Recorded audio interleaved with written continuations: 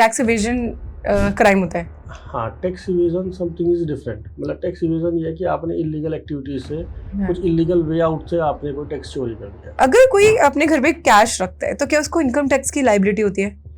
आपके यहाँ पे इनकम टैक्स की टीम आई और आपके घर में उसको भरपूर कैश मिला, तो वो आपसे पूछेगी ना कि इसका सोर्स क्या है, ये कैश जनरेट कहाँ से हुआ है।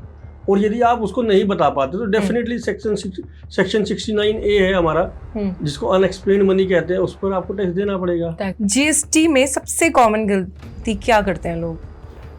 कॉमन गलती जो करते हैं जीएसटी में वो ये है कि आईटीसी हमें एक स्पेसिफाइड सेक्शंस हैं, उसके अकॉर्डिंगली ही हमें आईटीसी क्लेम करना चाहिए। अगर आईटीआर फाइल नहीं करते तो उसके साथ क्या रिपरकशंस होते हैं? मैडम देखो, आईटीआर फाइल करने की रिक्वायरमेंट कब है? जब आपकी इनकम बेसिक एग्जम्पशन लिमिट से ज़्यादा हो। ओके। यदि आपकी इनकम बेसिक एग्जम्पशन लिमिट से ज़्यादा नहीं है तो आपको आईटीआर फाइलिंग करने की ज़रूरत है। ओके, क्या बिना बिल के सामान सेल करने पे जीएसटी डिपार्टमेंट कार्रवाई कर सकता है? हाँ बिल्कुल, अगर आपने जीएसटी ले रखा है और आप बिना बिल दिए या बस कैश में लेन देन कर रहे हैं और उसको प्रॉपर रिपोर्ट नहीं कर रहे हैं तो डेफिनेटली अगर वो आप किसी ट्रेल में पकड़े जाते हो तो पेनल्टी के साथ, ब्याज के साथ सारा वसूला जाएगा। हाय एवरीवन, आज का पॉडकास्ट बहुत ही ज़्यादा स्पेशल है बिकॉज हमारे साथ एक नहीं दो चार्टर्ड अकाउंटेंट हैं। One is rank holder, all over India rank holder. Sir, आपकी कौन सी रैंक थी? 24th rank holder. यहाँ पे सेम में पास होने के लिए लोग सोचते हैं and he got a rank. So mister Mohit Sharma and Akash Gupta, welcome to this show and I hope आज के पॉडकास्ट में हम बहुत स्पेशल चीज़ें समझें जो हम लोग को नहीं पता। Basic rules, GST, income tax, tax planning. वैसे टैक्स प्लानिंग नहीं होती, वो टैक्स चोरी होती है, लेकिन वो एक टेक्निकल वे होता होगा टैक्स को बचाने का। नहीं मैडम, टैक्स प्लानिंग तो टैक्स प्लानिंग ही है। टैक्स प्लानिंग होती है, चोरी नहीं होती। टैक्स चोरी नहीं होती। टैक्स इवेजन और टैक्स प्लानिंग में बहुत बड़ा डिफरेंस है। टैक्स इवेजन क्राइम होता है। हाँ, tax evasion something is different. मतलब टैक्स इवेजन ये है कि आपने इलीगल एक्टिविटीज से कुछ इलीगल वे आउट से आपने कोई टैक्स चोरी कर लिया। ओके, लेट्स से आपको एक एग्जांपल से मैं समझाऊं। हवाला आजकल आप देख रहे होंगे, ब्लैक टू वाइट का ही कॉन्सेप्ट है, ब्लैक मनी से लेके व्हाइट मनी। राइट। अब ब्लैक मनी से व्हाइट करने के ना मल्टीपल वे आउट्स है। उसमें से आज की डेट में एक बड़ा पॉपुलर है हवाला सिस्टम। अच्छा, वो ब्लैक मनी का व्हाइट मनी कर देता है? व्हाइट भी नहीं करता है वो। बेसिकली वो क्या करता है कि एक हवाला एक ऐसा कारोबार है जिसको इनफॉर्मल ट्रांजेक्शन सिस्टम की तरीके से ट्रीट कर सकते हैं। लेट्स से आपके पास दिल्ली में 50 लाख रुपीज है कैश में, आपको वो पैसे दुबई में चाहिए, तो आप क्या करोगे? दिल्ली में किसी हवाला वाले को दोगे 50 लाख रुपए एंड वो सेम ट्रांजेक्शन तो आपको दुबई में मिल जाएंगे या किसी भी कंट्री में मिल जाएंगे। ना तो कोई ट्रांजेक्शन कहीं रिकॉर्ड हुई, ना उसका कोई डॉक्यूमेंट जनरेट हुआ। तो ऐसी ट्रांजेक्शन्स को आप ट्रेस ही नहीं कर सकते। आप इस ट्रांजेक्शन्स को डिपार्टमेंट चाहकर भी ना, गवर्नमेंट चाहकर भी ट्रेस नहीं कर पा रही है। तो डेट इज, कह दीजिए एक तरीके से टैक्स चोरी है ये। मतलब ये पैसा जनरेट हुआ है वहां से। अब उसमें भी बहुत मल्टीपल वे आउट्स हैं। लोग क्या करते हैं, उसको टैक्स हेवन कंट्रीज में ट्रांसफर करा देते हैं। लेट्स से मॉरिशस है, अब मॉरिशस से वो पैसा इंडिया में बुला देते हैं as an FDI, foreign direct investment के तरीके से। अब एफडीआई इंडिया में आई, अब वो टैक्स हेवन से आई, तो वो पैसा ब्लैक टू व्हाइट हो गया क्योंकि वो किसी कंपनी में एज ए इन्वेस्टमेंट आया। तो ये सही है, सही वे है? सही वे, अब एफडीआई का बेनिफिट आपने उठाया है, आपने टैक्स हेवन से पैसा लाया है, तो that is the correct way. लेकिन जिस तरीके से पैसा भेजा गया है वो गलत वे है। वो गलत है। गवर्नमेंट कैसे ट्रैक करती है? मैंने सुना है गवर्नमेंट जो डिपार्टमेंट्स होते हैं, इन लोगों को पता होता है कहाँ का क्या हो रहा है, कहाँ का क्या रूट हो रहा है, कौन कौन चेन है। नहीं देखो मैडम, पता तो नहीं होता है। मतलब आजकल क्या हो गया है कि एआई आने से ना बहुत सारी चीजें डिपार्टमेंट ने भी अपने यहाँ पर एक सिस्टम्स लगा दिए हैं। एआई सब कुछ कैप्चर कर रहा है, डाटा माइनिंग कर रहा है, बहुत सारी ट्रांजेक्शन को ट्रेस कर रहा है, रिकॉन्सिलेशन कर रहा है, एआईएस रिकॉन्सिलेशन कर रहा है। जैसे annual information system, annual information system, उससे वो क्या कर रहा है कि वो चेक कर रहा है कि हमारे यहाँ पे क्या इस मतलब बड़ी ट्रांजेक्शन, हैवी ट्रांजेक्शन को ट्रेस कर रहा है, उसको रिकॉन्सिलेशन कर रहा है जीएसटी से, बैंकिंग ट्रांजेक्शन से। तो कहीं ना कहीं वो उस वे आउट से रेड फ्लैग फाइंड आउट कर रहा है, किन ट्रांजेक्शन्स को मैं रेड फ्लैग कर सकता हूँ। लेकिन हम ये कह दें कि डिपार्टमेंट्स को पता है, तो ये कहना थोड़ा सा गलत है। ओके, देखो एक्चुअली आकाश जी ने very अच्छे से ना टैक्स इवेजन समझाया। टैक्स प्लानिंग क्या है, आप लॉ में रहते हुए जो सेक्शंस उन्होंने दिए हैं गवर्नमेंट ने, उनका इम्प्लीमेंट करते हुए टैक्स को कैसे आप सेव कर सकते हैं, that is in a ethical way, legal way, ethical way. उससे गवर्नमेंट को ही फायदा होता है। क्या फायदा होता है? जैसे सपोज करो आपका डिडक्शंस होता है, 80C गवर्नमेंट ने बोला आप LIC पॉलिसी करिएगा, आपको हम टैक्स में सेविंग करेंगे, this is the tax planning. तो हम लोग सजेस्ट करते हैं आप LIC करिएगा, और भी जो डिडक्शंस मिलते थे, तो ये लीगल वे हो गया। तो टैक्स प्लानिंग, इसको टैक्स प्लानिंग बोलते हैं। आकाश जी ने टैक्स एविजन समझाया जैसा होता है। मैडम मैं टैक्स प्लानिंग पे ना आपको एक बहुत अच्छा रियल लाइफ एग्जांपल देता हूँ। अभी हम HRA क्लेम करते हैं, हाउस रेंट अलाउंस, आप भी करते होंगे। करेक्ट। अब हाउस रेंट अलाउंस ना जनरली हम विदाउट डॉक्यूमेंटेशन करते हैं। हम दिखा देते हैं कि यार मैं 50,000 रेंट दे रहा हूँ, हाँ, और दे रहा हूँ, पर्ची बन जाती है, पर्ची बन जाती है, और मैं उसको क्लेम कर लेता हूँ। मैं आपको उसका एथिकल वे बता रहा हूँ। एथिकल वे क्या है? आप अपने मम्मी पापा के हाउस में रहें, जो हाउस आपके फादर ने ओन किया हुआ है, आप एक प्रॉपर एग्रीमेंट करें उनसे कि जी मैं आपके यहाँ पर रेंट पे रहता हूँ। ये लीगल वे है, मतलब मैं इसमें प्रॉपर बैंकिंग ट्रांजेक्शंस करें, प्रॉपर एग्रीमेंट बनाएं, बैंक से उनको ट्रांसफर करें, रेंट रिसीव जनरेट करें, that is a legal way. आप ऐसे करें ना, आप कल को डिपार्टमेंट आपको चैलेंज भी नहीं कर सकता है। आपका पैसा घर के घर में रह गया, आपको टैक्स डिडक्शंस मिल गई, आप जो अपने मम्मी पापा की जो इनकम थी वो नंबर 1 की इनकम बना के, मतलब वाइट इनकम जनरेट कर गए फादर्स की। तो आप टैक्स, ये टैक्स प्लानिंग है। ये टैक्स प्लानिंग का एक रियल एग्जांपल है। ऐसा बोलते हैं कि बॉलीवुड में सबसे ज्यादा बड़ा टैक्स पेयर है अक्षय कुमार जी। तो जैसे सपोज किसी ने 100 करोड़ अर्न करे तो उसको कितना इनकम टैक्स देना पड़ता होगा? अब मैम इसमें भी ना बहुत सारी चीजें हैं। अब 100 करोड़ उसने किस चीज से अर्न करे? यदि उसने कोई लॉन्ग टर्म कैपिटल मूवी से कोई मूवी रिलीज होगी, हिट हो गई, नहीं मूवी रिलीज हो गई, मूवी में ना 2 तरह के रेम्यूनरेशन मिल रहे हैं। एक तो हमें मिलता है प्रमोशनल, या जिसको एडिशनल बेनिफिट कहते हैं कि यार आपकी मूवी हिट हो गई तो मैं आपको इतना एक्स्ट्रा बेनिफिट दूंगा। या एक होता है कि यार मैंने तो आपको 7 करोड़ देने हैं, चाहे आपकी मूवी 100 करोड़ जाए या 500 करोड़ जाए। एक फिक्स रेम्यूनरेशन मान लीजिए, और एक रॉयल्टी हो जाता है, एक वेरिएबल मान लीजिए। एक तरीके से यदि मैं इस सिनेरियो में बात करूं तो मेरे हिसाब से दोनों एक ही स्लैब में जाने चाहिए, वो नॉर्मल टैक्स स्लैब में जाने चाहिए।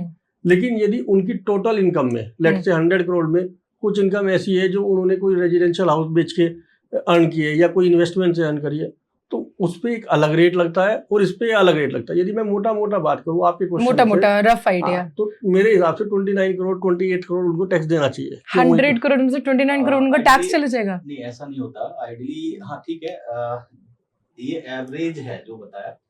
आइडियली क्या होता है कि आप जो उनके ना बिजनेस हेड के अंदर ये इनकम ट्रीट किया जाएगा, जिसमें उनके जो खर्चे हो रहे हैं वो भी अलाउड होता है एज एन एक्सपेंस। ये तो रेवेन्यू पार्ट हो गया। आपने बोला कि मैं 100 करोड़ उन्होंने अर्न किया, दैट इज रेवेन्यू पार्ट। अब एक्सपेंस घटाने के बाद सपोज गवर्नमेंट भी बोलती है ऑलमोस्ट 50% के आसपास खर्चा हो जाता है अगर आप बिजनेस रन करते हैं, तो 50% तो एक्सपेंस आपने ट्रीट कर लिया। तो 50 करोड़ पर आप एक एवरेज मान के चलिएगा 35% के आसपास, क्योंकि सरचार्ज लगने लग जाता है 2 करोड़ के ऊपर, तो 35% आसपास 18 करोड़ के आसपास, 18 से 20 करोड़ के आसपास वो टैक्स देते हैं। 18 से 20 करोड़, ओके। उसमें भी मैडम एक बात है, अब आजकल ना बहुत सारे जो एक्टर है ना वो खुद ही प्रमोटर बन गए हैं, खुद ही डायरेक्टर बन गए हैं। हाँ, एक्सपेंस दिखा देते होंगे, तो वो एक्सपेंस दिखा देते हैं बहुत हैवी। जो मोहित भाई बात कर रहे हैं वो दिखा देते हैं, बहुत ज्यादा हैवी एक्सपेंसेस दिखा देते हैं, और एज एन प्रोफेशनल अपने यहाँ पे उसको सर्विस को दिखाते हैं। तो 44 ADA एक सेक्शन है हमारा इनकम टैक्स एक्ट का, वो ये कहता है कि जितनी आप जो है वो आप कोई डॉक्यूमेंट जनरेट नहीं कर सकते। यदि आपके पास कोई डॉक्यूमेंट नहीं है एक्सपेंस का, तो आप उसको सीधा का सीधा 50% में ले जाएं। लेकिन इसमें भी एक पैच है मैम, वो जो है ना सर्विस सेक्टर में उसमें कैपिंग लगाई गई है 44 ADA में। आप 50% वाले स्लैब में इसमें जा ही नहीं सकते। जो 50% वाला स्लैब है उसमें आप, क्योंकि उसमें कैपिंग है सर्विस सेक्टर के लिए 75 लाख की। आप 75 लाख से ऊपर यदि प्रोफेशनल इनकम अर्न कर रहे हैं तो आप 50% वाले कैप में नहीं जा सकते। 50% एक्सपेंस नहीं दिखा सकते आप? नहीं दिखा सकते, नहीं। आप एक्सपेंस तो 60 भी दिखा सकते हैं, लेकिन आपको एक्चुअल बुक्स मेंटेन करनी पड़ेगी। अच्छा। आपको एक्चुअल बिल्स प्रेजेंट करने पड़ेंगे, आपके पास सारे बिल्स होने चाहिए एक्सपेंसेस के, पूरी प्रॉपर आपको अकाउंटिंग करनी पड़ेगी। Okay. That's why I told कि आपके जो एक्सपेंस होंगे वो रिड्यूस करने के बाद जो प्रॉफिट आप शो करेंगे उसके ऊपर आपको टैक्स देना होगा। तो हाईएस्ट जीएसटी पेयर कौन है इंडिया में, कौन सी इंडस्ट्री है? मैडम मेरे हिसाब से तो यदि मैं टर्नओवर की ग्रुप वाइज बात करूं तो रिलायंस होनी चाहिए, रिलायंस होनी चाहिए, मतलब I am not sure about that. ये highest GST payer. Highest what about Tata group? Ma'am Tata भी हो सकता है, लेकिन आज की डेट में यदि मैं बात करूँ टर्नओवर के हिसाब से, तो मेरे हिसाब से रिलायंस ग्रुप की टर्नओवर ज़्यादा है टाटा से। तो टर्नओवर के पॉइंट ऑफ व्यू से मैं टाटा चैरिटी ज़्यादा कर देते हैं। और दूसरा ना, मैं टर्नओवर के बेसिस पे एजम्पशंस दे रहा हूँ कि मेरे हिसाब से सबसे ज़्यादा जीएसटी रिलायंस ग्रुप कर रहा होगा। रिलायंस ग्रुप कर रहा होगा। अब जैसे शार्क टैंक में हम देखते हैं कि शार्क्स बैठे होते हैं इन्वेस्टमेंट करने के लिए, और कंटेस्टेंट्स आते हैं तो वो फंडिंग लेते हैं, कुछ टाइम के बाद बर्न करते हैं, और ऐसे बहुत सारे स्टार्टअप्स हैं। उसके बाद अपनी वो दिखा देते हैं नेगेटिव में है, लॉसेस में है। तो ये कैसे लॉस में दिखा सकते हैं? तो पैसा ही नहीं है तो लॉस -1000 करोड़ कैसे हो सकता है जब पैसा ही नहीं है अकाउंट में? माइनस में कैसे 1000 करोड़ हो सकता है? मतलब वो समझ नहीं आया। कंपनी की नेटवर्थ -1000 करोड़ दिखा देते हैं। हाँ, मतलब लॉस में कैसे जा मतलब मेरा पॉइंट है कि क्या वो एक्चुअल में लॉस में होते हैं कि वो बुक्स में दिखाया जाता है? उससे होता है कि दिखावे का में लॉस होता है। कोई भी स्टार्टअप होता है उसमें ना मार्केटिंग कॉस्ट और एक काफी हाई ये होता है ना, बफर करके ज्यादा दिखा देना, लॉस प्रॉफिट दिखाने नहीं, लॉस में दिखा देना, वैसा कुछ। वो लॉस एक्चुअल में इनिशियल फेज में लॉस होता है, वो बुक करते हैं। हाँ। जैसे सपोज करो आपने फंड उठाया 1000 करोड़, हाँ। तो कंपनी के ऊपर लोन हो गया, कैपिटल है केवल मान लो 10 करोड़ का ही, ओके। लेकिन जो प्रमोटर्स ने लोन डाला कंपनी के ऊपर तो 100 करोड़ डाला। मार्केटिंग एक्सपेंसेस हुआ आपका मान लो 50 करोड़ का, तो 40 करोड़ तो लॉस में चला गया ना आपका। जो कंपनी के पास फंड कितना था 10 करोड़, लेकिन एक्चुअल एक्सपेंसेस कितना हुआ 50 करोड़, तो 40 करोड़ जो है ना वो लॉस हुआ ना कंपनी को। लेकिन उसका बेनिफिट जो मिलेगा वो फ्यूचर में मिलेगा। जो आज एडवर्टाइजमेंट किया है आपने, उसका बेनिफिट आने वाले 3 साल 5 साल में। इसलिए उनकी हमेशा जो नेटवर्थ या फेयर मार्केट वैल्यू जो होती है, जिसको गुडविल बोलते हैं, वो हमेशा पॉजिटिव ट्रेंड कर रही होती है। लेकिन बुक्स क्या है, वो लॉस बुक हो रहा होता है एक्चुअल इंडेक्स के हिसाब से। तो these are the concept as per guidelines of the. अब जैसे अनुभव मित्तल बोलते हैं, Shaadi.com के फाउंडर, कि सब हमको ट्रोल कर रहे हैं कि हम तो लॉस में जा रहे हैं, नेगेटिव हमारी वो है। आपको नहीं पता, आपको क्या पता कि हम पैसा, आपको कैसे पता हम पैसा नहीं कमा रहे हैं? तो मतलब दिस इज ऑल्सो फिशी कि हो सकता है कि सारे फाउंडर्स इन्वेस्टर्स पैसे कमा रहे हो बट शो नहीं करते हो अपने बुक्स में। नहीं मैडम, हमें ना ये समझना पड़ेगा कि कंपनी और फाउंडर दोनों डिस्टिंक्ट एंटिटी है, मतलब दोनों सेपरेट है। आपने कंपनी इनकॉर्पोरेट की और आप उसमें फुल टाइम एग्जीक्यूटिव डायरेक्टर है फॉर एन एग्जांपल, और आप पूरी कंपनी को मैनेज कर रहे हैं। राइट। आप उस मैनेजमेंट के अकॉर्डिंग आप कंपनी पे सैलरी चार्ज कर रहे हैं, जिसको डायरेक्टर रेम्यूनरेशन बोलते हैं। आपने कहा कि जी मेरी जो है, मैं पूरी कंपनी मैनेज करने के 3 लाख रुपए पर मंथ उससे अपनी कंपनी से निकालूंगा। करेक्ट। तो जो कंपनी में लॉस दिख रहा है वो 36 लाख रुपीस माइनस करने के बाद दिख रहा है, लेकिन एक्चुअल में आप तो 36 लाख कमा चुके हैं। आप तो अपने निकाल लिया आपने। तो दोनों बातों में डिफरेंस है। ओके। वो ये कह रहे हैं कि मैं एज एन इंडिविजुअल कैपेसिटी में बेनिफिट कमा रहा हूँ। राइट। एज अ कंपनी नहीं, बट इंडिविजुअल मैं सैलरी ले रहा हूँ, काफी लॉस में हूँ, लेकिन as an individual I am earning. अच्छा, क्या सच में 7 लाख तक की इनकम पे कोई टैक्स नहीं लगता? मैडम ये भी स्लैब चेंज हो गया है। ये 7 लाख का जो स्लैब था ये लास्ट ईयर था। इस बार जो एग्जम्पशन लिमिट है वो 12 लाख है। तो 12 लाख तक में कोई टैक्स नहीं है? कोई टैक्स नहीं देना है 12 लाख तक। ओके। और ये एज पर न्यू रिजीम है। मतलब किसी की इनकम 12 लाख है तो जीरो टैक्सेस, जीरो टैक्स साल की, इंडिविजुअल। और इंडिविजुअल अगर प्रोप्राइटर है तो कितने लिमिट तक हमें जीएसटी नहीं देना? वो 20 लाख तक की कैपिंग है कुछ स्टेट्स। क्या वो रिवाइज हुई है, इंक्रीज हुई है? नहीं, अभी 20 लाख ही है। ओके। और 10 लाख की भी लिमिट है, वो कुछ स्टेट्स हैं उनके लिए 10 लाख रुपए। 10 लाख असम हो गया, 10 लाख है, तो उसमें हमें जीएसटी पे नहीं करना इंडिविजुअल कैपेसिटी में। तो क्या हमें इंडिविजुअल कैपेसिटी में 20 लाख वो बेनिफिट मिलेगा और 12 लाख वो बेनिफिट मिलेगा इनकम का, या ओवरऑल है? कैसे है? Both are the different law. Income tax different law है, इन जीएसटी अलग लॉ है। सबसे पहले हमें ये देखना, समझ गए, हाँ, जीएसटी एक्ट एप्लीकेबल कब होगा?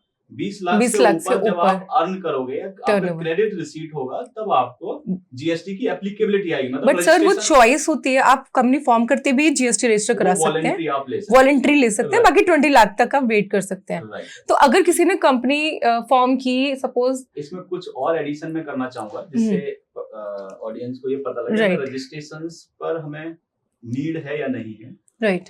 वो गवर्नमेंट ने बोला आप रेवेन्यू अगर 20 लाख क्रॉस कर रहे हो देन इमीडिएटली आपको रजिस्ट्रेशन करनी है। लेकिन अगर आप इंटर स्टेट सेल करते हो देन आप मैंडेटरी है, कोई प्रोडक्ट सेल कर रहे हो, कुछ कर रहे हो। अगर आप ऑनलाइन सेल कर रहे हो लाइक अमेजोन, फ्लिपकार्ट और भी कई पोर्टल्स हैं, देन इमीडिएटली आपको लेना पड़ेगा। और ये इन्फ्लुएंसर्स और ये सब जो होते हैं, इनको भी अगर बाहर से अर्निंग आ रही है, बाहर से मतलब कोई इंडिया में रजिस्टर ही नहीं है कोई फर्म, और यूएसए से जैसे यूट्यूब से पेमेंट आ रही है, देन इमीडिएटली आपको रजिस्ट्रेशन लेना, जीएसटी लेना ही पड़ेगा। वो इंडिविजुअल कैपेसिटी में पेमेंट नहीं ले सकते हैं। नहीं, ये इस पे आर्गुमेंट है, लेकिन क्या है आपको ideally as per law immediately registration लेना चाहिए। ओके। क्योंकि आपको क्या है, गवर्नमेंट ने प्रमोट किया, आप एक्सपोर्ट सर्विस दे रहे हो बेसिकली, इंडिया से बाहर से अमाउंट रिसीव हुआ आपको, राइट, तो आप इंपोर्ट ऑफ सर्विसेज हो गया। हाँ, आप export of service payment remittance है। हाँ, पेमेंट FIRC सर्टिफिकेट, और बेनिफिट लेने के लिए आपको गवर्नमेंट तो जीएसटी ले नहीं रही एक्सपोर्ट ऑफ सर्विसेज पे, जीएसटी 0 रहेगा एक्सपोर्ट ऑफ सर्विस, तो वो रजिस्ट्रेशन के माध्यम से आप गवर्नमेंट को बताओगे ये इंडिया से बाहर से मैंने अर्न किया है, जिसके ऊपर जीएसटी की कोई एप्लीकेबिलिटी नहीं है। दैट्स व्हाई जीएसटी रजिस्ट्रेशन की मैंडेटरी रिक्वायरमेंट आ जाती है। ओके, इसमें मैडम थोड़ा सा और ऐड ऑन करते हैं, जीएसटी की एप्लीकेबिलिटी में भी ना 2 अलग अलग चीजें हैं, एक गुड्स है, एक सर्विसेज है। राइट। तो एग्जम्पशन लिमिट जो है ना, वो गुड्स के लिए 40 लाख हो गई है। 40 लाख और सर्विस, लेकिन अगर इंटर, जैसे सर ने बताया इंटर स्टेट है, तो आपको मैंडेटरी ऑनलाइन, वो उसकी कुछ प्रोविजोज है कि यदि बेसिक कैपिंग की मैं बात करूं तो 40 लाख गुड्स के लिए है, यदि आप माल बेच रहे हो और खरीद रहे हो, और 20 लाख सर्विसेज के लिए है। कुछ स्टेट में ये जो कैपिंग है वो 20 और 10 है। अब जहां तक रही कि जीएसटी भी देना पड़ेगा और इनकम टैक्स भी देना पड़ेगा, जीएसटी एक इनडायरेक्ट टैक्स है। जीएसटी जो है मैं इनडायरेक्टली पे कर रहा हूँ, मैं डायरेक्टली गवर्नमेंट को पे नहीं कर रहा हूँ, और इनकम टैक्स आपसे डायरेक्टली लिया जा रहा है। तो बहुत सारे आप जो है रील्स देखते होंगे आजकल, बहुत इस पे बहुत जो है नेगेटिव व्यूज हैं कि हर कोई ये कह रहा है, जितने भी बड़े फाइनेंशियल एडवाइजर है वो ये कहते हैं कि सर जब आप मुझसे मेरी इनकम पर टैक्स क्यों ले रहे हो, मेरी इनकम पर टैक्स क्यों लेना, आप मेरे खर्चों पर टैक्स लो ना, जितना मैं खर्च कर रहा हूँ उस पर टैक्स लो। तो ये भी एक मतलब इंडिया की, ये वैसे तो हर कंट्री, सही बात है, सीधा जीएसटी होना चाहिए, इनकम टैक्स हट जाना चाहिए, क्यों एक्सपेंस भी तो करते हैं लोग। मैडम हर कंट्री में है ये, मतलब सिर्फ इंडिया इकलौता ऐसा कंट्री नहीं है जहाँ पे इनकम टैक्स और जो है मतलब इनडायरेक्ट टैक्स दोनों लिए जा रहे हैं, वो हर कंट्री में है, हर कंट्री में ले रहे हैं। और मैं आपको एक बात और बता दूं, बहुत सारे जो है कहीं कहीं पर इनकम टैक्स की जो स्लैब्स हैं, जो रेट्स हैं, वो इंडिया से भी ज्यादा हैवी है, इंडिया से भी ज्यादा टैक्सेशन है। जैसे यूएसए की बात करूं मैं, तो यूएसए में इंडिया से ज्यादा टैक्स स्लैब्स है, टैक्स रेट है, 37% तक टैक्सेस है। वहाँ तो कोई चोरी भी नहीं करता होगा। नहीं, बिल्कुल टैक्स प्लानिंग यहाँ पे भी होती है, वहाँ पर भी टैक्स प्लानिंग होती है। मैडम टैक्स प्लानिंग हर जगह है, और tax planning is legal way है। या tax planning is legal, but tax evasion नहीं करता होगा कोई यूएस मल्टी बाहर की कंट्रीज में। It depends on the person to person. Okay, because वहाँ पे स्ट्रिक्ट ज्यादा ही होते हैं नियम। ओके, अगर कोई अपने घर पे कैश रखता है तो क्या उसको इनकम टैक्स की लायबिलिटी होती है? मैडम आप अपने पर्स में अभी कितना कैश लेके आए हो, जब तक डिपार्टमेंट वाला आपको उसको चेक नहीं करेगा तो पता कैसे चलेगा कि आपके ऊपर इनकम टैक्स की।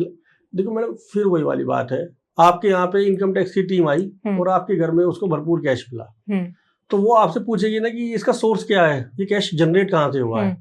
और यदि आप उसको नहीं बता पाते तो डेफिनेटली सेक्शन 69A है हमारा, जिसको अनएक्सप्लेन्ड मनी कहते हैं, उस पर आपको टैक्स देना पड़ेगा। कितना रेट लग जाता है उस पर? मैडम 30% तो एक है, 60% उस पर पेनल्टीज है। तो टोटल यदि मैं अनएक्सप्लेन्ड मनी की बात करूँ तो टोटल जो इफेक्टिव टैक्स रेट निकल के आता है वो 78% के हिसाब अकॉर्डिंग मतलब अप्रोक्सीमेटली आता है। 78%? 78 तो घर पे कैश मिलता है। अब उसमें भी मैडम बहुत सारी चीजें, एक सेक्शन हमारा 115 BBE आया है, हाँ, ब्लैक मनी पे। अब इसमें भी ना डिपार्टमेंट ने ना बहुत सारी, अभी मैं आपको एक बहुत अच्छी केस स्टडी बताता हूँ मैडम। हाँ, ये ब्लैक टू व्हाइट मेरा फेवरेट सब्जेक्ट है बेसिकली। हाँ,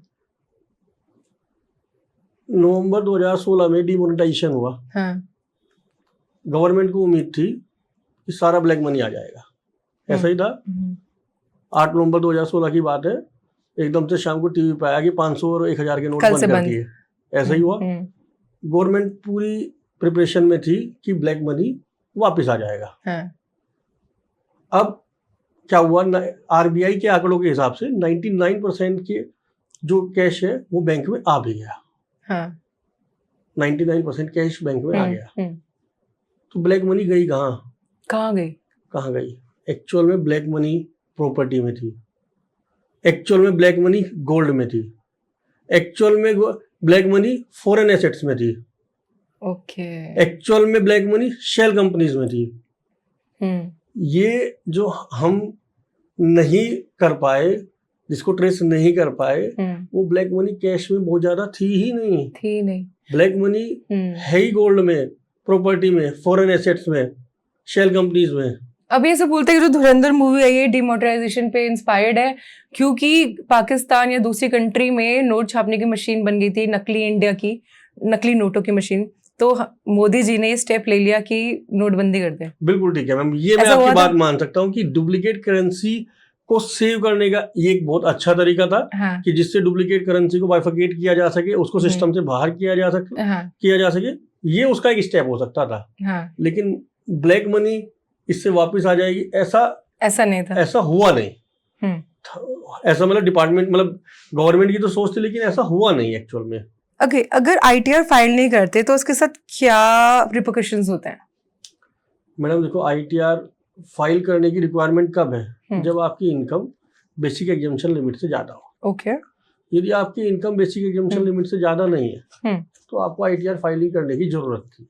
ओके। लेकिन अब क्या हो गया है मैडम, मैं अपनी ITR तो फाइल करता हूँ, जो है बिल्कुल जितनी भी मेरी बेसिक एग्जम्पशन लिमिट होती है, लेट से 12 लाख की है, तो मैं जाके, अब तो 12 लाख है ना? हाँ, जाके किसी भी प्रोफेशनल को कहूंगा सर मेरी इनकम 10 लाख की भर दो, बस मुझे टैक्स नहीं देना, मेरी ITR मैक्सिमम भरो लेकिन मुझे टैक्स नहीं देना है। हाँ, ऐसे ही बोल के भरवाते हैं, ऐसे ही बोलते हैं सब, ऐसे ही भरवाते हैं। चलो ये तो 12 लाख रिटर्न फाइल कर दो हमारी। इस साल 12 लाख हो गई, लास्ट ईयर तो 7 लाख थी। अब मैं सोशल मीडिया हैंडल पे देख रहा हूँ कि मैं तो पेरिस घूमने गया हुआ हूँ। हाँ, ये मुझे जानना है, क्या ये लोग देखते हैं इनकम टैक्स डिपार्टमेंट वाले हमारे सोशल मीडिया पेज आज की डेट में कि ये इस गाड़ी में घूम रही है, ये तरह ट्रैवल कर रही है, ऐसा सोशल मीडिया पे जितनी भी चीजें, जो मैं ये नहीं कह रहा हर आम आदमी की ट्रैक हो रही है, हाँ। यदि डिपार्टमेंट को कोई भी ट्रांजेक्शन फ्लैग मिलती है ना, लगता है कि हैवी ट्रांजेक्शन आपके अकाउंट में हुई है, तो वो आपकी पूरी हिस्ट्री चेक कर रही है, आपके सोशल मीडिया अकाउंट्स, आपके मतलब यहाँ तक कि यदि मैं बात करूँ आप कहाँ पे घूमने गए हैं, आपके क्रेडिट कार्ड्स के बिल, किसको UPI पेमेंट करी, सब चीजें ट्रैक हो रही हैं। Amazon की शॉपिंग, फ्लिपकार्ट की शॉपिंग, सब कुछ ट्रैक हो रहा है। उसका रीजन ये है, गवर्नमेंट ऑलरेडी 3 साल पहले एक नया पोर्टल लेके आई है AIS का, 26 AIS को खत्म करके, क्योंकि उसमें लिमिटेड स्कोप था रिकॉर्ड करने का।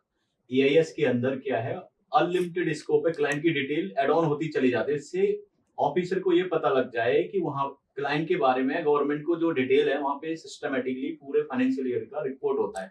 आप बाहर घूमने जाते कितना मनी चेंज एक्सचेंज पर खर्चा किया, कितना करेंसी लिया, ये सारा रिपोर्ट वहाँ के अंदर ऑलरेडी रिपोर्टेड रहता है, जिससे क्या ऑफिसर ये जान सकते हैं कि इन्होंने जो ITR फाइल किया है और जो एक्चुअल ऑनलाइन डेटा है कहीं गैप तो नहीं है। गैप आते ही आपको AI बेस्ड ही रेड फ्लैग आना स्टार्ट हो जाएगा और नोटिस आने के चांस बढ़ जाएंगे। तो अब मैडम इसमें भी मैं आपको बताता हूँ, जैसे AIS आया तो ITR as an professional file करते ही थे, हमें लोग नोटिस ज्यादा आने लगे, नहीं नोटिस नहीं आते मैडम, नोटिस तो चलो एक डिपार्टमेंट ने एक ट्रैकिंग सिस्टम बनाया है कि सो दैट कि एक प्रोफेशनल भी अवेयर रहे कि एक्चुअल में उसका SSC कर क्या रहा है, उसका कस्टमर कर क्या रहा है, उसका क्लाइंट कर क्या रहा है। SSC की ऐसी तैसी हो जाती है। अब मेरे पास आप आए, आपने मुझे फॉर्म 16 नहीं दे दिया जी, मुझे तो इनकम सिर्फ सैलरी इनकम है, जनरली ऐसा ही होता था। हम भी उसकी, क्योंकि हमें तो नहीं पता है कि आपकी क्या क्या इनकम बेसिस है, सोर्सेज क्या क्या है, हमने आपकी ITR फाइल कर दी। AIS आने का सबसे बड़ा बेनिफिट हुआ है प्रोफेशनल्स को, क्योंकि उसमें हर स्पेसिफाइड फाइनेंशियल ट्रांजेक्शन रिकॉर्ड हो रही है। स्पेसिफाइड फाइनेंशियल ट्रांजेक्शन क्या है बेसिकली, उसमें ना सबकी रिकॉर्ड हो रही होगी, सबकी रिकॉर्ड हो रही है। अब इसमें स्पेसिफाइड फाइनेंशियल एग्जांपल का ट्रांजेक्शन का एग्जांपल मैं दूं आपको, आपने 12 लाख रुपए कैश जमा किया लेट्स से अपने सेविंग अकाउंट में, तो बैंक उसको आपके पेन पे रिपोर्ट कर रहा है और वो रिपोर्टिंग एज एन AIS में रिफ्लेक्ट हो रही है और उसको मैं एज ए प्रोफेशनल चेक कर सकता हूँ कि आपने 12 लाख रुपए कैश जमा किया है बैंक में।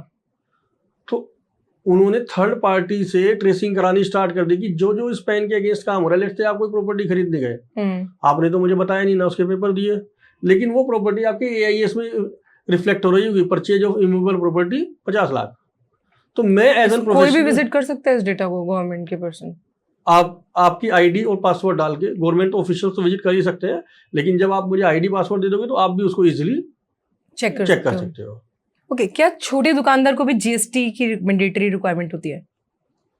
ये डिपेंड करता है छोटा व्यापारी कितना छोटा है, हाँ, और क्या काम करने जा रहे हैं। क्या वो ऑनलाइन प्लेटफॉर्म को यूज करने जा रहे हैं, तो मैंने पहले ही बताया, अगर ये ऑनलाइन प्लेटफॉर्म यूज करने जा रहे हैं तो आपको इमीडिएटली रिक्वायरमेंट रहेगी। ओके। अगर ऑनलाइन प्लेटफॉर्म यूज नहीं कर रहे हैं, केवल लोकल स्तर पर ही रहना है, तो यूपी में ट्रेडिंग करना है तो यूपी में लिमिट है 40 लाख रुपीज ट्रेडिंग की, जैसे बताया गुड्स इंटर स्टेट नहीं है।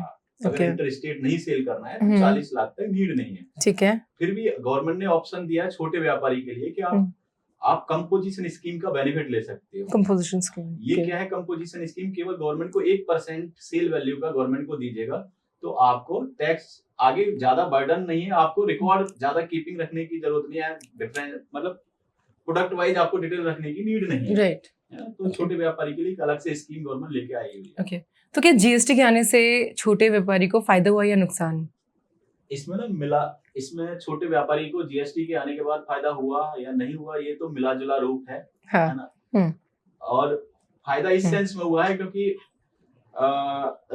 जो सिस्टमेटिकली जो रिपोर्ट्स जनरेट हो रही हैं उससे व्यापारी समझ सकता है। इवन बैंक फाइनेंस के टाइम पर भी अपनी ट्रांजैक्शन को शो कर सकता है, एक लीगल चैनल जनरेट हुआ। राइट। तो रिपोर्ट्स रिटर्न्स को देके वो अपना फाइनेंस भी करा सकता है। तो छोटे व्यापारी को उस सेंस में तो बेनिफिट हुआ है, अपने बिजनेस को एक्सपेंड करना है उसको। देन आपको रिटर्न्स अवेलेबल है, आपके पास लीगल डॉक्यूमेंट अवेलेबल है, उस पॉइंट ऑफ व्यू से बेनिफिट हुआ है। इवन गवर्नमेंट को भी बेनिफिट हुआ है, जो पहले इतना सिस्टमेटिकली टैक्स जनरेट नहीं होता था, अब सिस्टमेटिकली टैक्स जनरेट हो रहा है। ओके, तो जैसे आपने बोला कि इंटर स्टेट वाला रूल है और गुड्स वाला, तो जो घर से बिजनेस स्टार्ट करते हैं, क्लाउड किचन खोल लेते हैं या कुछ भी घर से बिजनेस करते हैं, लोकली डिलीवरी करते हैं, उनको जीएसटी की रिक्वायरमेंट होती है नहीं होती? पोर्टल तो यूज किया, स्विगी जोमेटो यूज किया, तो ऑनलाइन आ गए तो आपको मैंडेटरी है, जीएसटी लेना ही लेना है। Okay, right. जीएसटी में सबसे कॉमन गलती क्या करते हैं लोग?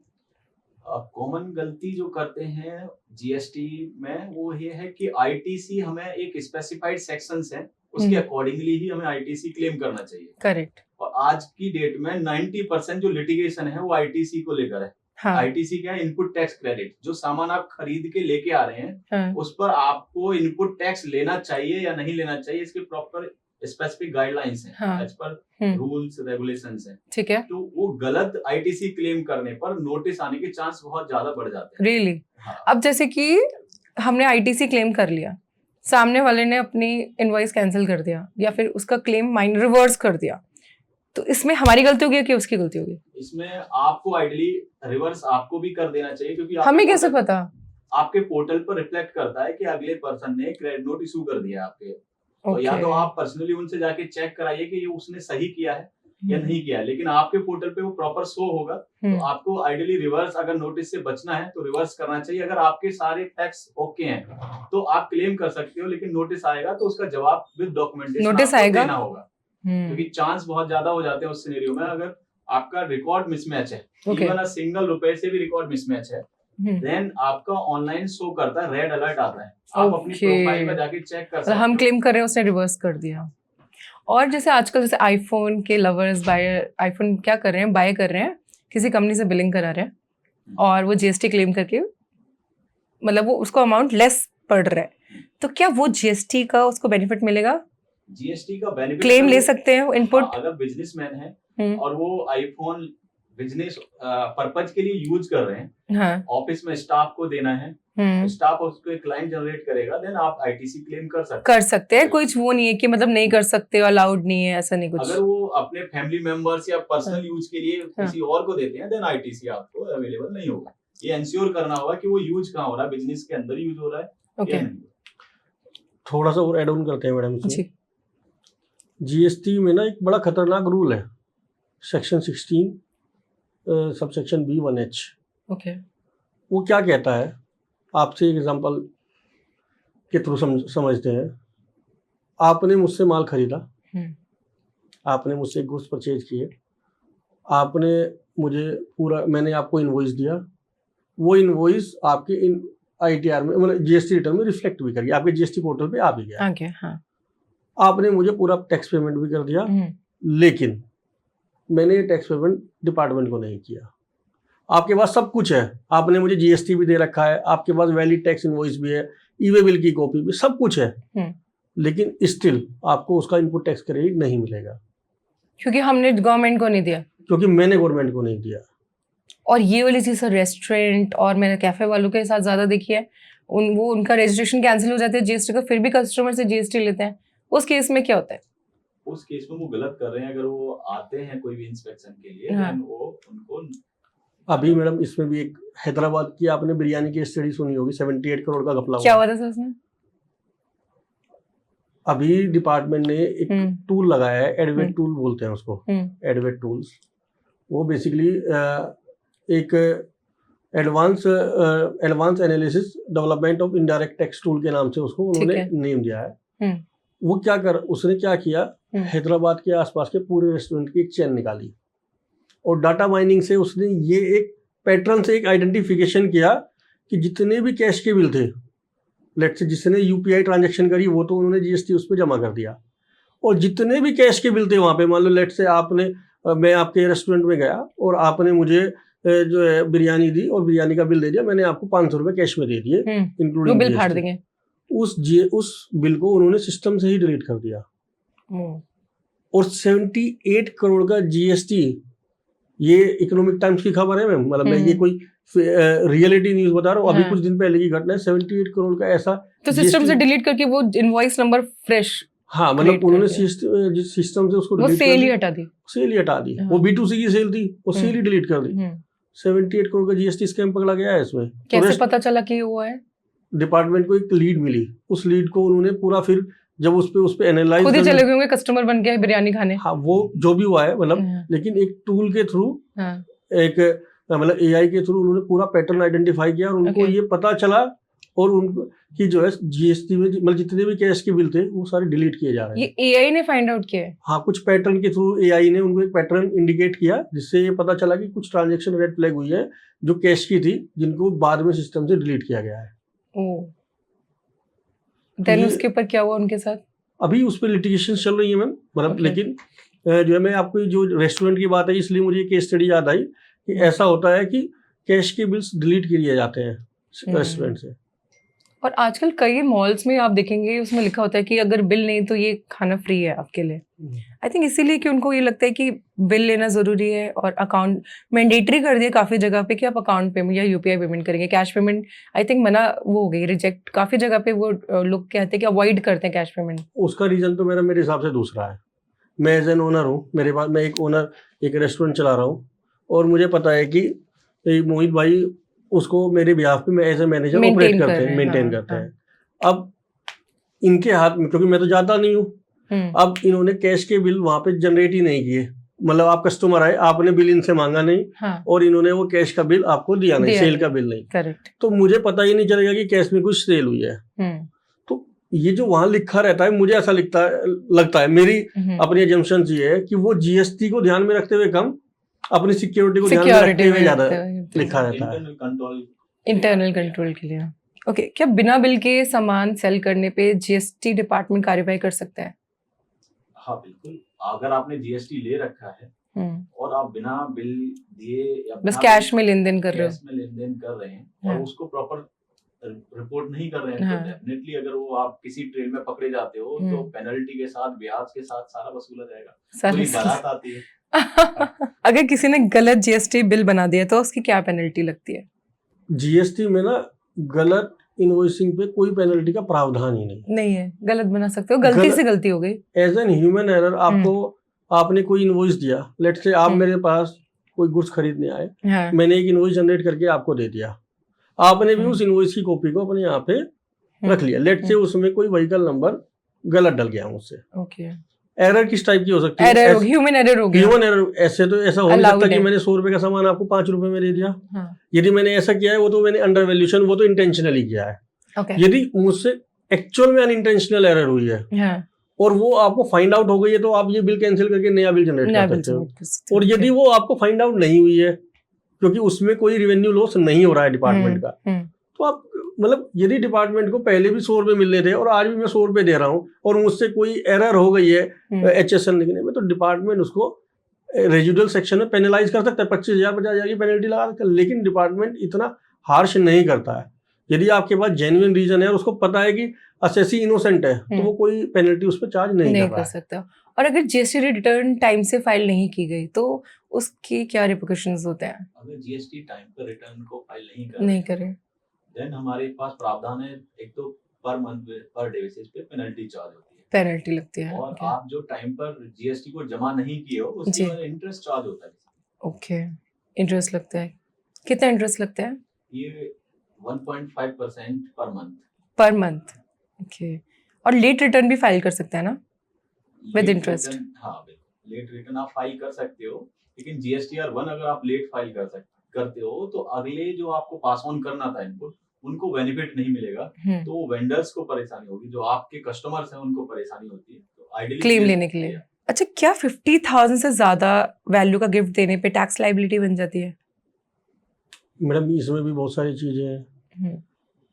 अब 50,000 रुपए से ऊपर आपने किसी को गिफ्ट दिया जी, यदि किसी ओकेजन पे दिया, आप मेरी शादी में आए और आपने मुझे 70,000 रुपए की कोई वॉच गिफ्ट कर दी, हाँ। तो मेरी एज एन, जैसे मैं लेने वाला हूँ, मेरी लाइबिलिटी क्या है कि मुझे आपका प्रॉपर रिकॉर्ड रखना है कि मुझे 70,000 रुपए का गिफ्ट यहाँ से आया है। कोई टैक्स नहीं है। टैक्स नहीं है गिफ्ट पे कोई ऐसा कोई। आप यदि किसी प्रॉपर ओकेजन्स पे ले रहे हो, इनकम टैक्स पे कुछ ओकेजन्स डिफाइंड है। अच्छा, आप कि उसमें अलाउड है, ले सकते हैं आप उसमें कोई गिफ्ट ले सकते हो। कितनी लिमिट है? नहीं, लिमिट कोई है नहीं ना मैडम। अभी आपने अंबानी जी की शादी देखी, अनंत अंबानी जी की, उसमें सलमान खान जी ने 10 करोड़ की वॉच दे दी या 15 करोड़ की वॉच दे दी। हाँ। ऐसे बहुत एक्सपेंसिव गिफ्ट आए हैं, बड़े बड़े बॉलीवुड स्टार। उसमें क्या टैक्स लगा होगा? नहीं, प्रॉपर रिकॉर्ड रखा गया होगा उसका। बस आप रिकॉर्ड रख दो, कोई इशू नहीं है। अभी प्रियंका चोपड़ा का एक न्यूज आई थी कि उसको किसी ने एक्सपेंसिव वॉच गिफ्ट की थी $1.5 मिलियन की, तो उसको लाइबिलिटी आ गई, टैक्स लाइबिलिटी, कि भाई आपकी जो वॉच है इस पे आपने टैक्स नहीं दिया। कहती तो अरे बाबा, ये तो गिफ्ट मिला था, मैं इतना एक्सपेंसिव पड़ेगा मुझे, मैं वापस कर दूंगी वॉच। तो मतलब उनको लाइबिलिटी लगती है, नहीं लगती? कोई रैंडम गिफ्ट देने पे लाइबिलिटी लग जाती है? रैंडम, आप ऐसे नहीं कि जैसे मूवी में वो एक गाना कर दिया कटरीना ने, तो उसको गाड़ी मिल गई, चिकनी चमेली पे उसने डांस किया, उसको कार गिफ्ट हो गई। ये एज पर सेक्शन 56 आप 50,000 से ऊपर कोई भी गिफ्ट मिलता है जो कि आप रिलेटिव की डेफिनेशन में नहीं आते हो, उनसे अलग पर्सन से मिलता है, अदर देन रिलेटिव मिलता है, तो आपको टैक्सेबल होगा अदर सोर्स के अंदर, बिकॉज़ गवर्नमेंट डीम करेगी कि वो बार्टर है। राइट। और ये ऑलरेडी डिफाइंड है सेक्शन के अंदर कि आपको टैक्स देना होगा उस पर।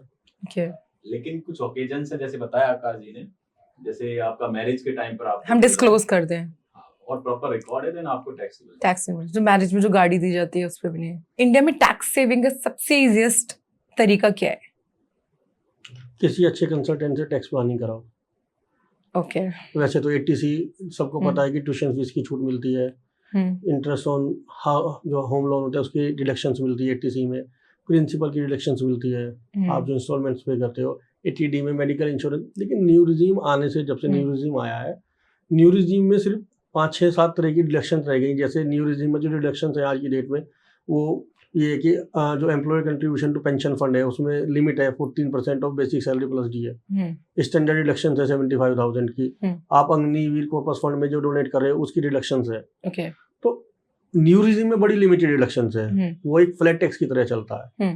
और ओल्ड रिजीम में आप 80C, 80D, 80E कुछ भी डिडक्शन ले सकते हो। लेकिन मैं फिर वही कहूँगा, एज एन एथिकल प्रैक्टिस आपको डिडक्शंस वही अवेल करनी चाहिए जिसके लिए आप एलिजिबल हो। क्या मॉम डैड के अकाउंट में पैसे डालने से टैक्स सेव हो सकता है? अभी आपको एग्जांपल दिया मैम कि मॉम डैड के अकाउंट में आप पैसे डाल रहे हो, जैसे रेंट आपने बताया, रेंट।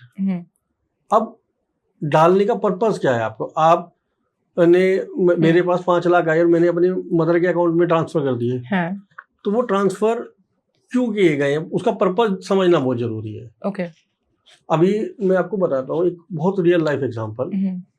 आजकल लोग क्या करते हैं मैडम, मेरे पास 10 करोड़ रुपए है, मैंने 5 करोड़ की एफडीआर अपनी वाइफ के अकाउंट में करा दी और ये समझने लगा कि इस पे तो टैक्स लगेगा ही नहीं। हाँ, लोग अपनी वाइफ के अकाउंट में पैसे ले लेते हैं। लेकिन एक हमारा सेक्शन है इनकम टैक्स का, सेक्शन इनकम टैक्स भी बड़े होशियार लोगों ने बना रखा है मैम। उसमें एक सेक्शन है, सेक्शन 64, जो बताता है क्लबिंग ऑफ इनकम।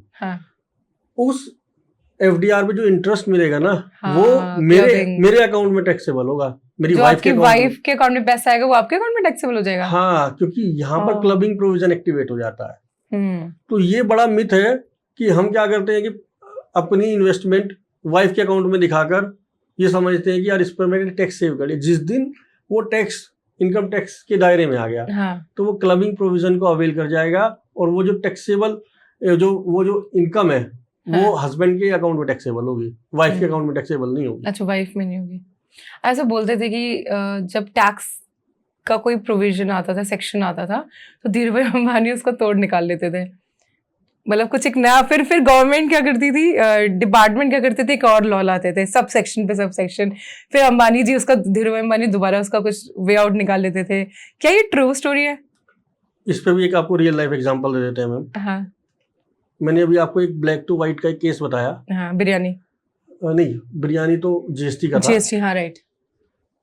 लोग क्या करते थे मैडम, मॉरिशस से पैसे मंगाते थे। हाँ, मैं किसी कंपनी का नाम घर वर खरीद लेते थे ब्लैक टू व्हाइट करने के लिए। मैं किसी कंपनी का नाम नहीं लेना चाहता। वो एज एन एफडीआई इन्वेस्टमेंट दिखा देते थे। ये मेरे पास नंबर ब्लैक का पैसा था और वो मैं एज ए एफडीआई इन्वेस्टमेंट दिखा के इंडिया में उससे एसेट जनरेट करा देता था। गवर्नमेंट को बहुत सारे केसेस ऐसे हुए, गवर्नमेंट को आइडेंटिफिकेशन हुआ कि यार ऐसा तो ये बड़ा मेजर लूप होल है, ऐसा हो रहा है। अच्छा, वो ट्रीटीज ले आए, ट्रीटीज कंट्रियों से ये बात करना कि भाई हमें इन्फॉर्मेशन दो हमारे बंदों की। हाँ, ट्रीटी रिफॉर्म्स कराए उन्होंने, एक टैक्स ट्रीटी लाए, उसको रिफॉर्म्स कराया। अब इन ट्रांजैक्शन पर कहीं ना कहीं स्ट्रिक्टनेस हो गई है। ऐसा नहीं, मैं ये नहीं कह रहा हूँ कि 100% बंद हो गई तो है। जिनके दुबई में घर है वो पता चल जाएगा गवर्नमेंट को।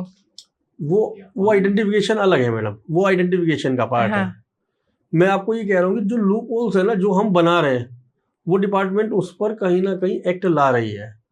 हम जो भी सोच रहे हैं कि हम स्मार्ट मूव कर रहे हैं, वो हमारे आगे बढ़ के उसका काउंटर कर रहे हैं। फॉर एग्जांपल लेते हैं मैडम, मैं पहले आपने बहुत सुना होगा कि मैंने अपने ड्राइवर के नाम पे प्रॉपर्टी खरीद रखी थी। हाँ, ऐसा बहुत सारे सब यही कहते हैं कि जितने भी पॉलिटिशियन, ड्राइवर के अकाउंट में हम पैसे ले रहे हैं, जितने भी पॉलिटिशियंस हैं सबने ड्राइवर्स। और डिमोनेटाइजेशन में तो लोग अपने ड्राइवरों इन सबके अकाउंट में पैसे लेके निकलवा रहे थे, ऐसा कुछ था, डिपॉजिट करवा के। तो गवर्नमेंट लाई है ना उसके लिए, बेनामी ट्रांजैक्शन अमेंडमेंट एक्ट 2016 आया है ना।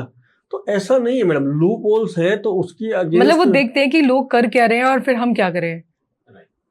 तो हर चीज पर देखो, एट द सेम टाइम आप टैक्स नहीं ला सकते, कोई रिफॉर्म्स नहीं ला सकते, कोई स्ट्रिक्टनेस नहीं ला सकते, कोई एक्ट नहीं ला सकते। धीरे धीरे हर लूप होल्स पर डिपार्टमेंट जो है कार्य कर रही है और कुछ ना कुछ उसको बचाने के लिए, सेव करने के लिए एक्ट आ रहे हैं। सर, लोन लेना इज अ गुड वे। जैसे हम कार लोन लेते हैं टैक्स प्लानिंग के लिए, और लोन से क्या जीएसटी और इनकम टैक्स किसी में बेनिफिट होता है? इसका भी मैडम आपको एग्जांपल तो देना ही पड़ेगा। थोड़ा सा एग्जांपल देने की ज्यादा है जी। मेरे पास एक व्यक्ति आया, मेरा क्लाइंट, गाड़ी की चाबी हाथ में लिए हुए था और ऐसे घुमाता हुआ आ रहा था चाबी का गुच्छा। बड़ा खुश था कि जी मैं 40 लाख की फॉर्च्यूनर ले आया। हाँ। मैंने कहा बड़ी खुशी की बात है, मेरा क्लाइंट है, जितना अच्छा डेवलप हो रहा है मुझे बड़ा अच्छा लगा। मेरे को फीस भी ज्यादा मिलेगी। तो मैंने उसको कहा, मैंने कहा भाई गाड़ी किसके नाम पे लाया है? कह रहा जी मेरे सर अपने नाम पे लाया हूँ, पर्सनल नाम पे। मैंने कहा यही तूने गलती कर दी। हाँ। यदि आप ये गाड़ी अपनी कंपनी के नाम पे लेते तो आप उस पर इंटरेस्ट की डिडक्शन ले सकते थे। जो भी आप इंटरेस्ट देते एज ए बिजनेस एक्सपेंस उसको अलाउ करा सकते थे, बिजनेस एक्सपेंस अलाउ कर सकते थे। रिपेयर मेंटेनेंस जो देते उसकी डिडक्शंस क्लेम कर सकते थे। ओके। आप इस पे जो इंश्योरेंस का खर्चा देते उसकी डिडक्शंस क्लेम कर सकते थे। और सबसे बड़ी बात, कोई खर्चा भी ना करते तो डेप्रिसिएशन क्लेम कर सकते थे। ओके। तो और इंडिविजुअल में नहीं हो सकता है सब? इंडिविजुअल में नहीं हो सकता ना, तो डेप्रिसिएशन क्लेम कर सकते। तो आपने अपना लाखों का जो टैक्स सेव कर सकते थे वो खो दिया ना आपने। आप यदि उसको सही प्लानिंग से करते, आप उसको एज ए कंपनी लेके आते तो 10-12 लाख रुपए का टैक्स सेव कर जाते। 40 लाख की गाड़ी में 10-12 लाख सेव कर जाते हैं। हर चीज का मैंने एक रियल बेस्ड एग्जांपल है। राइट। फिर मैं कहता हूँ कि टैक्स प्लानिंग बहुत जरूरी है। बहुत जरूरी है। क्या डीजल और पेट्रोल पे भी जीएसटी के कुछ रूल्स हैं? अभी तक डीजल और पेट्रोल पे जीएसटी एप्लीकेबल नहीं हुआ, स्टेट पर ही छोड़ा हुआ अभी तक। लेकिन कई समय पर मांग उठती रही है। क्या लगता है आ सकता है? चर्चा का विषय है। गवर्नमेंट जिस दिन से एप्लीकेबिलिटी कर देगी आ जाएगा। इससे क्या होगा, थोड़ा रेट में जो इंक्रीज हो जाएगा, नहीं डाउन होने के चांसेस हैं अगर आता है। जीएसटी आने से डीजल पेट्रोल का रेट कम हो जाएगा? क्योंकि उम्मीद है गवर्नमेंट इसीलिए पब्लिक चाहती है कि इसको भी जीएसटी के दायरे में लेके आए। हाँ. उसका रीजन ये होता है, अभी कास्केडिंग इफेक्ट भी है उसके ऊपर. हाँ. स्टेट टू स्टेट जब ट्रांसफर होता है, राइट. तो प्रॉपरली वहाँ पे इनपुट सेटअप के हाँ. जो वैट सिस्टम चलता था वही आज भी एप्लीकेबल है. सेल्स टैक्स बोलते थे पहले, वो आज भी डीजल और पेट्रोल पे एप्लीकेबल है. ओके. तो वहाँ पर जो प्रॉपर टैक्स का इनपुट सेटअप ना मिलने की वजह से हायर होता चला जाता है रेट. तो अगर जीएसटी में आएंगे तो प्रॉपर स्मूथ इनपुट टैक्स मिलने की वजह से थोड़ा डाउन होने की रेट डाउन हो जाएगा, तो फिर तो लाना चाहिए जीएसटी. लाना चाहिए, लेकिन ये स्टेट का डोमिनेंस है इसके ऊपर अभी तक. हाँ. अच्छा, इस वजह से नहीं आ पा रहा. और जीएसटी में अभी कौन सा सबसे बड़ा लॉ आया है? रूल 14A आया है मैम. ओके. रूल 14A क्या है, बेसिकली आपको जीएसटी रजिस्ट्रेशन ना बड़ी जल्दी मिल जाएगा. मतलब पहले क्या था, 4-4, 5-5, 6-6, 7-7 दिन लग रहे थे. हाँ. उसमें एक प्रावधान है कि यदि आप रूल 14A की कुछ कंडीशंस है, यदि आप एज एन मतलब एज एन असेसी या as an shopkeeper, as an entrepreneur उसको टिक कर देते हो, तो आपको जीएसटी रजिस्ट्रेशन कुछ ही आवर्स में आ जाता है. अच्छा, कुछ आवर्स में आ जाता है. पहले टाइम लगता था काफी. पहले 7-7 दिन 10-10 दिन लगते थे. राइट. तो रूल 14A इसलिए लाया गया है ताकि जो छोटे व्यापारी हैं, छोटे एमएसएमईज हैं, हाँ. उनको बेनिफिट मिले. वो भी जीएसटी रजिस्ट्रेशन मतलब ट्रांसपेरेंट, एक ट्रांसपेरेंसी लाने के लिए लाया गया है. ओके. और इनकम टैक्स रेट किसके घर में पड़ती है यूजुअली, मतलब क्या उसमें रहता है? Madam, income tax rate generally उसी के घर में पड़ती है जिसकी एक्चुअल इनकम तो बहुत ज़्यादा है और डॉक्यूमेंट पे इनकम कुछ भी नहीं है. इनकम टैक्स रेट मैम आपको प्रैक्टिकली हमें समझना पड़ेगा. हम डिपार्टमेंट को रेट क्यों मारनी पड़ी? उसको पता है कि आपके पास अनडिस्क्लोज्ड एसेट्स हैं, अनडिस्क्लोज्ड कैश है. उसको कैसे पता? यही तो मैडम, आपने आईटीआर भर रखी है 3 लाख की और आप हर साल जाती हो फॉरेन टूर पे, आपने आईटीआर भर रखी है 2 लाख की, आपके क्रेडिट कार्ड का बिल 15 लाख रुपए महीने का है. अच्छा. लीड्स कहाँ से जनरेट हो रही है? मुझे पता चलता है कि आपके नाम पे प्रॉपर्टी तो है 5 करोड़ की, आईटीआर आप भर रही हो 5 लाख की. ओके.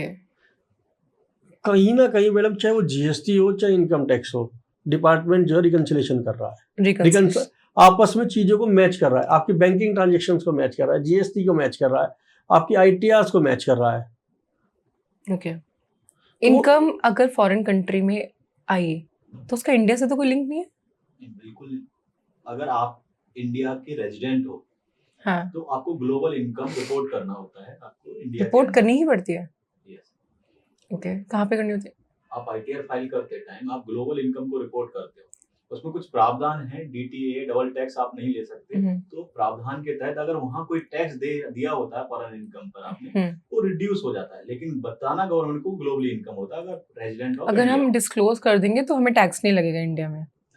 वो डिपेंड करेगा. लाइक वहाँ पे अगर आपने 15% टैक्स दिया है और यहाँ आपका स्लैब पड़ रहा है 30%, तो 15% जो गैप रह गया वो देना पड़ेगा इंडिया के अंदर. देना पड़ेगा. राइट. अगर वहाँ 37% टैक्स दे दिया है और यहाँ पे 30% स्लैब में आप, तो आपको रिबेट मिल जाएगा.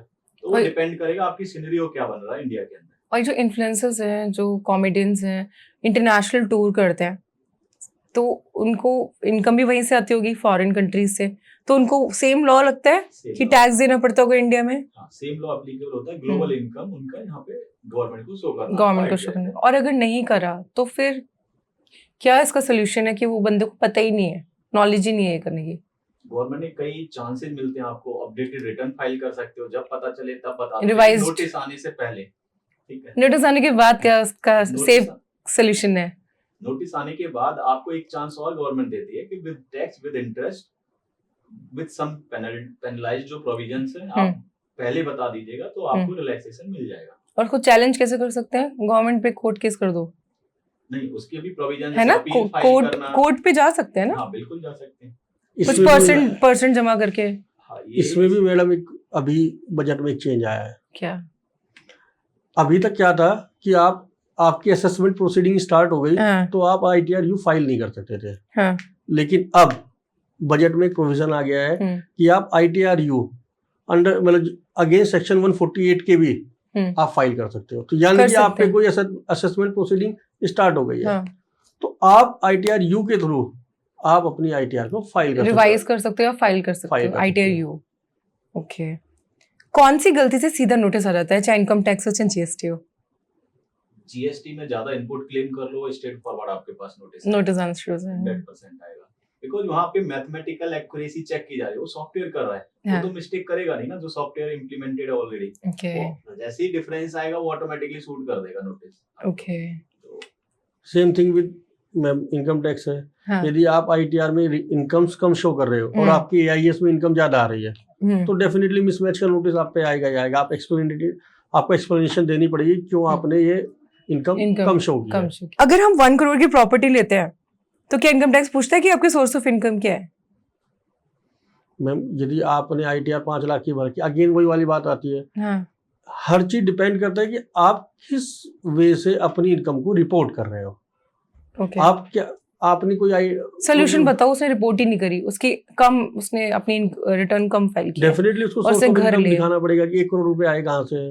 मदर फादर मतलब क्या दिखा सकते हैं आप? उसकी प्लानिंग बताओ कि नहीं, प्लानिंग मैम ये है कि प्लानिंग एक्चुअल ट्रांजैक्शंस की होती है, इलीगल एक्टिविटीज की प्लानिंग नहीं होती. पहली बात तो यदि वो जेन्युइन है, उसने वाकई में ही पैसा अपने फादर से, मदर से, रिलेटिव से लेके इकट्ठा किया है, हाँ, लोन लिया हो, तो उसको करेक्टली रिपोर्ट करें, डिपार्टमेंट को एक्सप्लेन करें कि भैया ये 1 करोड़ की प्रॉपर्टी थी, ये मुझे फ्यूचर में बहुत अच्छा रिटर्न दे सकती थी या मेरे लिए नेसेसिटी थी और मैं इससे आगे अपने बिजनेस को डेवलप कर सकता हूँ, इसलिए मैंने अपने फादर से पैसे लिए, अपनी मदर से. फार्म इनकम भी नॉन टैक्स फ्री होती है. फार्म, हाँ, एग्रीकल्चर इनकम होगी तो उसको भी दिखा सकते हैं. खेती बाड़ी की इनकम होगी. नहीं, वो भी आईटीआर में रिपोर्ट करना जरूरी है. वो करनी जरूरी है. आपको उस पर एग्जेम्पशंस अलाउड है, वो एग्जेम्प्ट इनकम है, लेकिन आईटीआर में रिपोर्ट करना जरूरी है उसको भी. ओके. बिजनेस में कैश की कितनी तक ट्रांजैक्शन एक्सेप्टेबल है? मैडम बिजनेस में कैश की ना अलग अलग ट्रांजेक्शन हैं. यदि मैं एक्सपेंस की बात करूं तो सेक्शन 40A3 है हमारा. वो ये कहता है कि 10,000 रुपए से ऊपर आप कैश एक्सपेंस कर ही नहीं सकते. Monthly? Per day 10,000 per day. एक पार्टी को पर पार्टी पर डे 10,000, या ये बोल सकते हो पर वेंडर पर डे आप 10,000 स्पेंड कर सकते हो, जिसको आप शो कर सकते हो बुक्स में. एक्सपेंस क्लेम कर सकते हो. आप कोई भी प्रॉपर्टी 20,000 रुपए से ज्यादा कैश में खरीद नहीं सकते. 20,000 से ज्यादा कैश में नहीं खरीद सकते कोई आप कोई भी लोन 269 SS के उस सेक्शन के अगेंस्ट, मतलब 2 लाख से ऊपर कैश लोन ले और दे भी नहीं सकते. तो लोग प्रॉपर्टी लेते हैं, बोलते हैं सर्कल रेट क्या है, उसके ऊपर कैश देते हैं. वो अलग सिनेरियो वो अगेन वही मैंने आपको बताया ना, ब्लैक मनी कहाँ गई, तो ब्लैक मनी प्रॉपर्टी में यहाँ पे गई.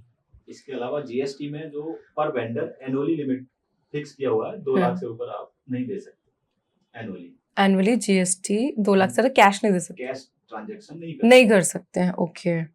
क्या क्रिप्टो से कमाए हुए पैसे पे इनकम टैक्स, जीएसटी कुछ लाइबिलिटी होती है? देखो मैडम, आप बड़े ना वही एक ऐसे क्वेश्चंस पूछ रही हैं जिन पे ना बड़े लिटिगेशन है, बड़ा मतलब कॉन्ट्राडिक्टरी सी बात है. एक तरफ तो गवर्नमेंट कहती है कि क्रिप्टो इलीगल है, हम इसको लीगलाइज करने के लिए, और एक तरफ कहती है पैसे बचिए. वो ये कहती है कि यदि आप क्रिप्टो में कमाओगे तो 30% टैक्स दे लो भाई साहब, और फिर लीगल हो जाएगा 30% टैक्स देके. मतलब 30% टैक्स मांग रही है वो. क्रिप्टो लीगलाइज नहीं है, क्रिप्टो को लीगल नहीं कर रही है. हाँ. लेकिन ये कह रही है कि यदि आपने क्रिप्टो से कुछ कमा लिया, तो मुझे 30% टैक्स दो, और 30%, और आपके जो AIS में रिपोर्ट भी हो रही है. हो रहा है. दूसरा, क्रिप्टो कैसे रिपोर्ट हो रहे हैं इसमें? वर्चुअल डिजिटल असेट के नाम पर ऑलरेडी पोर्टल्स के थ्रू इंफॉर्मेशन मांगी जाती है. अच्छा. करते हैं बाइनेंस और भी कई सारे पोर्टल्स हैं, वो गवर्नमेंट को रिपोर्ट देते हैं कि इस पैन कार्ड के अंदर कितनी ट्रांजैक्शन हुई है, तो वहाँ गवर्नमेंट को पता चल जाता है. और हमें आइडियली जब पता लगता है तो हमें 30% देना ही होगा, अदरवाइज नोटिस 100% आएगा. नोटिस से भागने का क्या तरीका है? बचने का. हाँ, एक्चुअल कंट्री छोड़ दो, करिएगा विद टैक्स प्लानिंग, वही रास्ता है. ओके. हम ऐसे बोलते हैं ना कि इंडिया की लॉ, इंडिया के रूल्स बहुत स्ट्रिक्ट हैं, दूसरी कंट्री में चल जाएंगे, बट दूसरी कंट्रीज के तो आई थिंक ज्यादा स्ट्रिक्ट रूल्स होते हैं, राइट? मैडम ये भी डिपेंड करता है कि आप किस कंट्री से कंपैरिजन कर रहे हो. टैक्स हेवन कंट्रीज में तो टैक्स ही नहीं है, तो वो ज्यादा बेटर है. अब मैडम वहाँ पे इंफ्रास्ट्रक्चर कैसा है ये भी बहुत देखने वाली बात है. So tax haven countries better है, but India is the future. या definitely India is the future. इसके भी रीजंस है मैम. इंडिया फ्यूचर क्यों है? क्योंकि यहाँ पे कंज्यूमर बेस्ड है, यहाँ पे कंजम्पशन है. बाहर के लोग इंडिया आके क्यों बेच रहे हैं अपना माल? क्योंकि पता है उनको ऑडियंस है, कंजम्पशन है, और पैसा भी है, अब सबके पास पैसा है. राइट, पर कैपिटा इनकम बढ़ा है। अभी कनेडियन प्राइम मिनिस्टर आए थे, उन्होंने खुद यही लाइन दोहराया है कि पर कैपिटा इनकम इंडिया का काफी तेजी से रोबस्ट कर रहा है। तो यहाँ कंज्यूमर भी काफी अच्छा है, तो उन्हें ये जो डील हुई है इंडिया के साथ, जैसे यूरेनियम की अभी हुआ है, और भी कई चीजें जो मार्केट खोला है कनेडियन गवर्नमेंट, इंडियन गवर्नमेंट ने कनेडियन के साथ में और कनेडियन ने इंडियन के साथ में, उसका रीजन यही है कि कंज्यूमर इंडिया के अंदर बहुत तेजी से बूस्ट कर रहा है। थैंक यू सर, बहुत मजा आया आज के पॉडकास्ट में। Final message to the audience जो कंफ्यूज रहते हैं टैक्स के लिए कि हम इनकम टैक्स रिटर्न फाइल करें ना करें, या कोई भी आपके साइड से जो मैसेज आप उनको देना चाहें। मैं सिर्फ ये कहना चाहूँगा कि आप ITR जरूर फाइल करें। वो आपको फ्यूचर में बहुत सारी चीज़ें, यदि आपको किसी बिजनेस के लिए लोन लेना है, कोई भी आपको फ्यूचर में प्लानिंग करनी है, तो उसके लिए ITR बहुत ज़रूरी है। हम ये ना सोचें कि यार मेरी एग्जम्पशन लिमिट से कम मेरी इनकम है तो मुझे ITR फाइल करने की ज़रूरत नहीं है। ठीक है, वो एक रिलीफ है जो डिपार्टमेंट ने, गवर्नमेंट ने हमें दे रखी है, लेकिन हम ITR फाइल करें और एथिकल ITR फाइल करें, ट्रूली ITR फाइल करें, उसमें अपनी जेन्युइन इनकम शो करें, जेन्युइन एक्सपेंस जो है शो करें, और अच्छे से इंडिया की कंप्लाइंस में इंडियन गवर्नमेंट को कंप्लाइंस मतलब एज एथिकल कंट्री बनाकर दिखाएं। अपनी ITR को बिल्कुल एक्चुअल तरीके से फाइल करें। सर आपके साइड से ऑडियंस का मैसेज। जो GST टैक्स पेयर हैं, मैं अपील करना चाहूँगा कि वो जेन्युइनली टैक्स ट्रांजैक्शंस को शो करें और रिकंसिलिएशन पार्ट को स्ट्रॉन्ग बनाएं, जिससे नोटिस आने के चांस ना के बराबर हों, क्योंकि आज की डेट में रिकंसिलिएशन सॉफ्टवेयर कर रहा है जो कि इवन अ सिंगल रुपए पे डिफरेंस पर आपको नोटिस सूट कर सकता है। तो आप रिको पार्ट अपना जरूर बना के चलें every month, every quarter, so that कोई मिस्टेक हुई है वो आप इमीडिएटली सुधार पाएं, जिससे नोटिस ना आए, क्योंकि नोटिस आने पर थोड़ा सा आपको परेशानी हो सकता है। Okay, thank you CA Aakash ji and Mohit ji, बहुत अच्छा लगा आज की कन्वर्सेशन में, बहुत सारी चीज़ें सीखी होंगी। आई एम श्योर आपको भी बहुत मजा आया होगा और आपने पॉइंट नोट कर लिए होंगे जो मिस्टेक आपको नहीं करनी है। Thank you for watching. Follow, subscribe, and see you in next podcast. Thank you so much. Thank you. Thank you, sir.